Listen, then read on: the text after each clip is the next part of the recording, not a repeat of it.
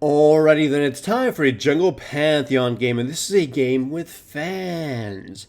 So, and it's a pretty damn good game, both good performances from my team and the enemy team. Which do same runes and masters that I always take on Pantheon: attack damage red, attack damage quints, cooldown reduction blues, and armor yellows. 12, 18, 0 masteries. However, I will come to regret taking cooldown reduction blues because it seems like Riot is just handing out cooldown reduction like candy. So I'm going to get pretty much a little bit over the cooldown reduction maximum, so just keep that in mind. Anyways, we all know, Pantheon is a champion designed to kill bitches, and that's what I try to do from the very beginning. Once I hit level 3, and after I take the Scuttle Crab, I go try to kill the Riven, since she's the one that becomes most aggro rather quickly.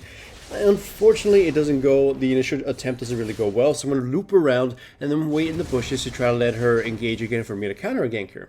Or a counter-attacker. Anyways, the Jungle Vayne, yes, the Vayne comes in, starts blasting my Akali, and unfortunately is going to be able to kill her before, I get to mount anything. Fortunately for me, though, the enemy Vayne tumbles in, thinking that, the Riven was in a position to help her, and pretty much gets herself killed. If you saw the Riven had already basically said, you know what, we got the kill, let's just back off. And unfortunately for her, because of Vayne's decision, she is going to end up losing an entire wave now. So that's pretty bad, but pretty good for me. Anyways, the next portion is not really all that, interesting or good, so to use this moment to talk about why Pantheon is League of Legends' whipping boy. Now, like I said, Pantheon is just all about killing bitches. He doesn't farm, he doesn't control, and even in lane, he's just pretty much just trying to kill the opponent. And that's all he does. He's got a slew of weaknesses in that he's got really restrictive mana, he's pretty short range, he's pretty easily telegraphed, and all that kind of shit. But he is really good at doing that one goddamn combo. Think of it as a fighting game. You can fight players who are really bad at the game, but they're really good at doing one sort of combination of moves. And if you can't beat that combination of moves, then you're going to get your ass kicked, just incredibly easily. Like, you've seen those in Street Fighter, the Hadouken, Shuriken, cans. If you can't beat that simple combo, then you deserve to lose. Pantheon is pretty much like that. He's a very simple champion. He has really clear counters, and if you don't play around that, then you kind of will just deserve to lose and get punished. And the thing is, it's frustrating, very frustrating. I'm not going to deny that. But I never really thought of it as super overbearing. Like, if you take the precautions of dealing with Pantheon, they will, he'll be taken care of rather easily. Unfortunately, Riot does take into consideration frustrations for balancing. So Pantheon has undergone a lot of changes over the years, where they buff up his Q and then they nerf it. By the way, I'll actually interrupt to point this out. I'm literally waiting at her line of sight, so the second she dashes, she can finally see me, but by then it's too late. Rewind that if you want to. I literally waited at her line of sight, just basically where farther than she can see, until she had committed fully to the combo. When she gets to see me finally, it's pretty much too late. My instantaneous W is going to catch her. That's a little bit of a ganking trick you can learn, but it's only really doable with champions that have gap closers or some really strong or some high range CC. Somebody like Maokai or Pantheon. Those are like one of the few champions that can do that. So keep that in mind. Anyhow, Pantheon, when they buffed up his Q, it became too annoying. They nerfed it when his E did too much damage. They nerfed that when his passive was a lot better, with cooldown. They nerfed that. They've nerfed his ultimate. They've buffed it. They always do that. They introduce something to Pantheon. It becomes strong. They nerf it down. They nerf. So if an item comes in, they nerf Pantheon down. It's like they always got to keep Pantheon down. And I do understand, but it's kind of made him League of Legends' whipping boy. He's just kind of never really allowed to stay really strong. And there's really nothing Riot can truly do, and this is mostly thanks to his W. Pantheon's W is by far one of the most de facto powerful abilities in the game. Alright, his Q, targeted nuke. That's all it is, and it's pretty strong. It scales with AD, but it's just, a nuke. And later on into the game, it really starts doing less and less. So, his E is pretty good, but it's short range, and by itself doesn't do much. You need to set it up with all your other abilities. His ultimate is a global for sure, but it wouldn't really be anywhere without his W. His W is by far one of the most powerful abilities in the game because of how, it's one of the first overloaded abilities in the entire game. It's made stronger because of the passive, sure, but look at it, just think of it, break it down into pieces. One, his W is a gap closer. That a lot of champions have gap closers, but not all of them are targeted or as fast as Pantheon's. It also is a stun. It stuns a bitch. So not only does it get Pantheon close to somebody to unleash all his combo fury, but it stuns them, holds them in place, and also activates his passive, the shield block. So not only do they get stunned, get shit on by damage, but if they try to fight back, their initial damage is going to be completely negated. So it's a big old fuck you to whoever Pantheon decides to attack. So in terms of assassins, in comparison, he's pretty goddamn powerful and a little bit bloated. Anyways, as you've seen, this game, at first we sort of had a little bit of an edge, and then now the enemy team was able to recoup it. So we're trying to communicate to ourselves, alright, so here's the idea. We gotta shut down the Riven, or at least keep her in check, not let her farm too much. We have to restore Caitlyn's position in the game, since she's fallen behind it quite a bit. And Vel'Koz is the only one that's really doing super fine, so you know, we just kind of have to make sure he doesn't get absolutely destroyed. So here, first plan, keep Riven down, or at least put her down. I'm waiting in this bush, just waiting for her to initiate, or at least try something. And just all I gotta do is wait for Riven to use her ultimate and unleash on Akali, and for Akali to use her little dust field just to survive the combo. And the second Riven goes in, full-on explosive combo dead. That's just that's a huge swing for us, because now Akali gets to farm at least 3 waves and perhaps deal some damage to the tower. So put down Riven is a good go now, and now I got to take it down to bottom lane and try to reset this. Yeah, I've killed Thresh a few times, but my bottom lane lost quite a bit. And the Thresh, I actually got to give him kudos to this. He fucking knew he was dead, so he didn't try to run away at all. I mean, he's running away, but he didn't run away to try to save himself. He ran away towards my tower to give Ezreal some room. If he ran towards his Ezreal, there was a good chance we could still catch Ezreal as well after we had killed Thresh. So that's active thinking. You should probably do that if you want to get better.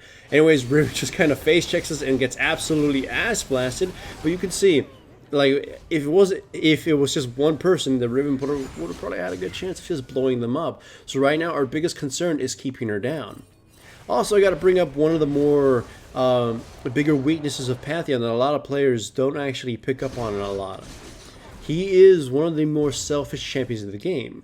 Unfortunately for him, his late game isn't as good as you would want it to be for someone like that. He's a champion that has a very noticeable power curve. Very strong early, and his mid game is very dependent on how his early game went, and his late game is very weak even when he's hyper fed. Well, I mean, if he's like uber ungodly fed, of course he can still burn people out, but if the enemy team is at least kept up a little bit, he probably won't do jack shit. Now, this is important, because a champion like him is someone who is greedy. He'll get kills, he'll kill people, he'll get the last hits. And if he can't really scale up into the late game all that well, even after getting all those kills, then there might be an issue. Right now you can see 6 kills on me. On one hand, that's not the worst thing that can happen, especially if I decide to go Glass Cannon. Unfortunately, we need at least someone to be pseudo-tanky alongside the Akali, who's going to be going a little bit of tanky. And that's going to be a really big issue, because if all the kills are on me, that means all the gold is on me, and I can't 100% murder somebody. I probably can't even kill the Ezreal. I can control them, I can do quite a bit of damage in a little burst combo, but not kill them. And that might be an issue. That's the other weakness of Pantheon, in which he ends up allocating a lot of gold onto himself, but he can't make the best use of it if the game drags on a little too long. So it's like you're making a very short-term investment with Pantheon getting all the kills. Sure, you can donate it to people, but if you donate it to people, you're going to see how weak your mid-game is as Pantheon, unless you go some sort of weird tank build. By the way, I am going Glacier Shroud into Iceborne Gauntlet. I end up regretting that. I sort of start thinking to myself that I probably should have taken Randuin's Omen instead, so yeah.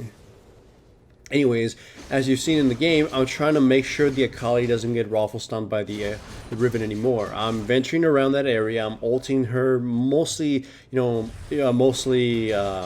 100% of the time now, making sure the Akali is going to get strong enough to take my place in the assassination situation. Also, watch this scene. I actually liked it a lot. After I catch Thresh, I move forward in front of him and try to stay in front. And I think he realized that if he kept running, he was going to die anyway because I'd just catch him. I had a feeling he was going to try to flash over the wall or do some trick like that, but he died before he could do that. That's a shepherding trick. If you guys don't remember, you can still look up my old video. It's where you put yourself in a position to cover their escape routes by increasing the amount of range you can cover. Like, you and your teammate don't need to be grouped up when you're chasing somebody. Somebody can be basically like the goalkeepers, essentially. You stand in front of them and, like, you can't shoot right, you can't shoot left, you can't run anywhere. I'm gonna catch you. You don't have to do all the damage. And it's also, if you master shepherding, you can at least get a little bit better at transferring kills to people. So, yeah. I recommend you look up that old video. Even though it's from Season 3, I think, it's still pretty relevant. Shepherding. That's the word. Anyhow, yeah, Iceborne Gauntlet. I will be coming to regret this, and I believe my next item is Dead Man's Plate, which is just adding to the initial burst on somebody while trying to be tanky. I actually really like this fight right now. We're trying to catch someone off guard, and I go on the Ezreal and nothing comes of it. Our Caitlyn got killed prior to the fight, and Riven's gonna flank us, so we're backing up, we're communicating. Thankfully, Thresh missed against the Vel'Koz, and we're just sort of backing up. We can win this fight if we take it to that little corridor, that little, that basically a Spartan 300 moment. In this little corner, I mean the corridor here, they can't win because we've got the AoE and we got the fatties in the front. So we basically lured the Vayne there, and she took the bait. We were able to destroy her and then chase the enemy team and kill the Vayne as well, and with that we were able to secure Dragon. So that was quite a bit of communication we had, that we were like, oh, I gotta make exhaust, I got my CC, but make sure to focus on the Riven, don't fight outside of that little corridor. And once we did that, bingo, that was beautiful. We killed it and we won it, and it was good. I think it was a 4v5. I think all the enemy team ended up showing up there after the Caitlyn got murdered. So hooray for communication, yay! If you ever actually play my fan games with me, that's what's going to be kind of expected. Not, like total hardcoreness, but just sort of communicating. We kind of want to be on par with each other and sort of trust each other like a loving family. Anyways, here I'm just trying to help the Akali again, but unfortunately the Riven, even after getting beat so much, just has super high damage.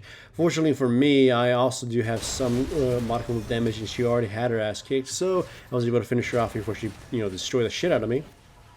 Go home, buy components of the Dead Man's Plate.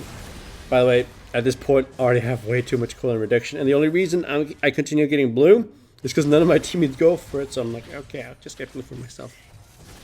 Anyhow, I jump on the LeBlanc. We don't manage to actually kill her because she goes into Zanya's. There's a very good reaction to it. The enemy Riven comes in, and then we just CC the living shit out of her again. She probably should stop trying to do this. I flashed over the wall because I thought she was going to do like some final burst thingy that Riven's trying to do, that try to execute people. And then for whatever fucking reason, I don't know what came over me, I ult in with the tower focusing on me, and I dive in against the Ezreal. I die really, really stupidly. I don't even know what the fuck was wrong with me. So that was pretty damn bad. Anyways, we got a little bit of a downtime here after my teammates are backing up and stealing a little bit of blue buffs and everything. Jungle Pantheon, I actually do strongly recommend him. He's part of those junglers that just kill bitches, right? So with that nature, you don't need a good composition to really pick him. I mean, it might be preferable you get someone that doesn't really need blue because it will help Pantheon's mana intensiveness at lower levels, even at level 6. So that might be the only real, situation you would try, to avoid, is someone that really desperately needs blue like a Nivium. But yeah, he's the type of champion that it really doesn't matter what you end up doing, just or what kind of comp you get. He just kills bitches, snowballs, and that's all that matters. By the way, Riven totally pulled a goddamn ninja moment. Like, all her teammates left, and we thought she left with them. And it turns out she was just hiding in the bush, and I didn't check her when I was walking through, so she ended up assassinating Caitlyn, and we were forced to back away. Anyways, back to what I was saying. Yeah, pick him, learn to play him. I think he's pretty damn cheap IP-wise now, pretty cheap building rune and mastery-wise as well, and he's not that hard to learn. You can screw up a lot with him and still fuck bitches, so yeah, I definitely recommend him. If you want to carry in your bronze or silver games, just use Pantheon. He's the type of champion that will carry those games for you. Anyways, use my ult to go in to try to steal the dragon. Doesn't work out. I killed the Thresh, and then the enemy team pretty much renders my asshole asunder since I pretty much stuck by myself. Riven comes in, and unfortunately at this point is ridiculously strong despite being put down earlier in the game. Akali does get 2 kills, but unfortunately. Unfortunately for us, we're able to pick off some of their stragglers because they got a little too overzealous. So in the end, it kind of went well for us. I mean, I died like a bitch, but it's totally fine. All right. Whew. Again, unlike the Fizz game, this one is a long game, but it was actually enjoyable. It was a little bit tense with the team, like, oh man, this is a pretty tense game. I don't want to lose it, but it's because I was actually having fucking fun. It's like, it's one of those rare games where you're super like, tense, on edge and shit, but you're having a blast because you're communicating, you're respecting your opponents, because it does seem like if you fuck up, they are gonna fucking destroy you. And sweet Jesus, I love those. Like here, I get CC'd by the Thresh, but I'm not the best target, obviously. Riven's ninjas again and fucking kills the goddamn Caitlyn, but thankfully we turn around and control her, and the Akali is able to just ass blast her in.